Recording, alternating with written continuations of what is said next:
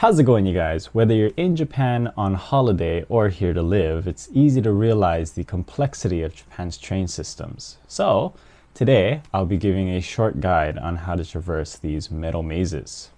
Let's head on.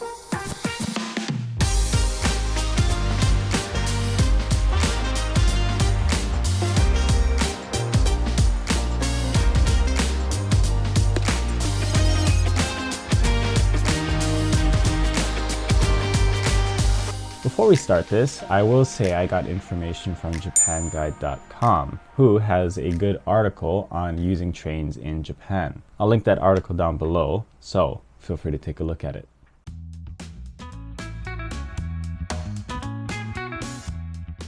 First, before we get into tickets and payments, we need to know what trains are available. There are 5 main trains that you can use, each having their own purpose. The first 3 are the local, rapid, and express trains, being leisurely in nature and having side seats with standing room. The main difference between these is the amount of stations.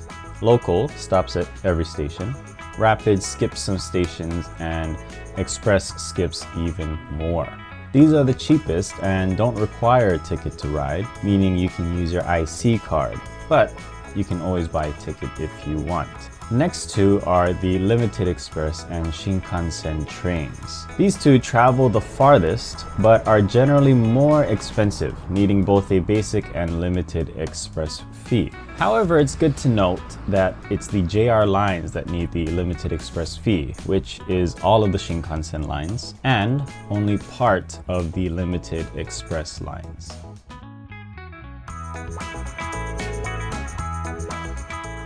Next, IC cards have been the main way to pay for trains, but recently have been discontinued as a physical card that you can buy. Thus, if you don't already have one, luckily for iPhone users, you can put it on Apple Pay.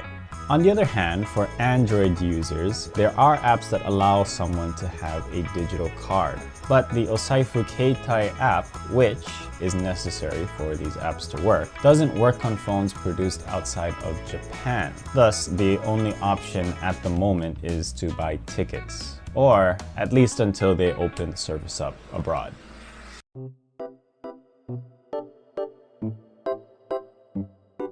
Speaking of buying tickets, Android or whatever, everyone needs to eventually buy a ticket if they plan to travel long distances. In general, there are 2 options for buying, at a counter or at a terminal. For the counter, you'll need some information, that being who, when, where, and how. Who is the number of travelers? When is the date and time of travel? Where are the departure and arrival stations? And how is choosing the ordinary or green car and reserved or non-reserved seats. Do note that if you want a reserved seat, it's good to know the departure time of your train. On the other hand, if you're like me and want to avoid talking to people, just go to the terminal. It's usually located right next to the ticket counter. Just stand in line, wait for your turn, and follow the instructions on screen. If you can't read Japanese or just having trouble in general, there's an English button at the top right of the screen, and there's usually a staff member standing nearby to help.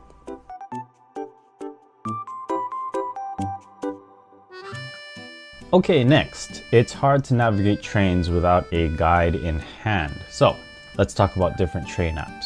Personally, there are 2 main apps that I use, Google Maps and Navitime. Now, I'm sure that everyone has their own app that they like to use, and doing your own research is your kuleana, but I found these the easiest. Since Google Maps is pretty common, I won't explain how to use it. However, on that note, Navitime to me has a simpler interface and is the main one I use for public transport. You basically open the app and get on the route tab on the bottom. Then you type in your going and getting, and out pops multiple route options for different times that you can pick. Simple as that. You can also adjust certain details on the app, like time, where you can specify a depart and arrival time, or see the first and last trains for that day. You can also account for tourist passes that you may have, and you can create a filter to specify anything you want for your route. There are even some options linked to sites to buy train passes. Now, if you do use this app or any other app, do yourself a favor and look at it beforehand, because I can say from experience that being unprepared in a busy station is not the best feeling in the world.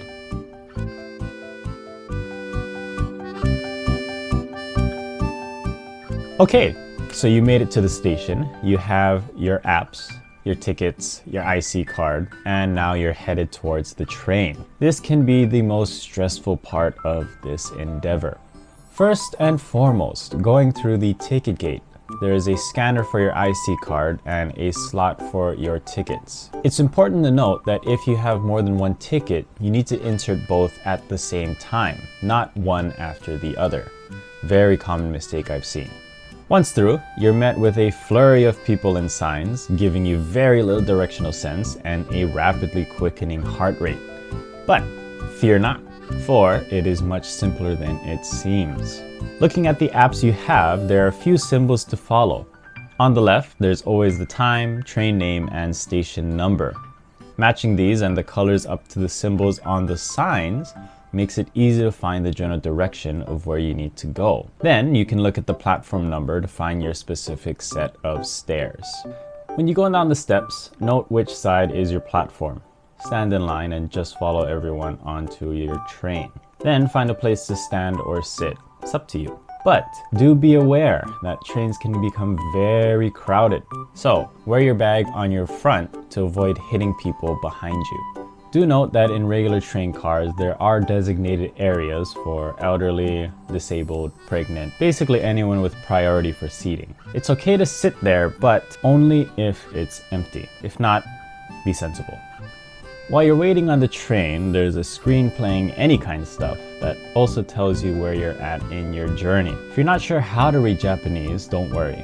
There's English as well. Just read the screen and follow the instructions. But if you forget to check the screen, there is a voice that announces the next station in multiple languages as well. Easy peasy.